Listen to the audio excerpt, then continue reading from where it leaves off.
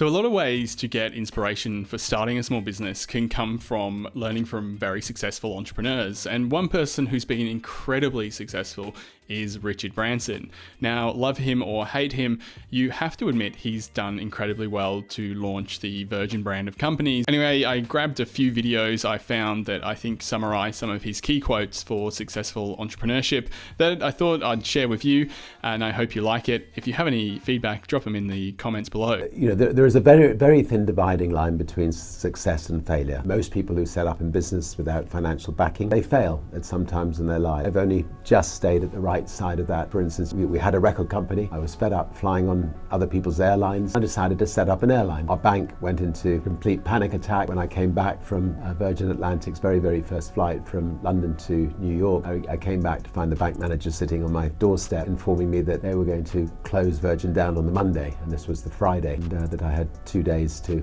effectively pay them off the monies that they'd loaned us. Pushing the bank manager out of my house, telling him he wasn't welcome, which is a dangerous thing to do to your bank manager, and then spending the weekend ringing around the world to all of the distributors of our music, asking if they could give us a temporary loan to get us through the following week, which they were good enough to do. And by the end of the week, we'd changed banks. We'd actually managed to find a bank that was willing to lend us 30 times the overdraft facility that bank had lent us. We managed to survive. If you are a leader, you need to be a good listener.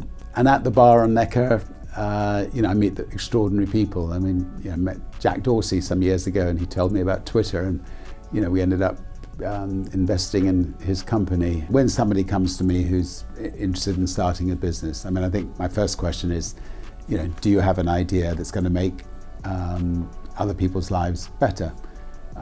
If you do, you have a business. And then my second thing, a bit of advice would be, screw it, just get on and do it.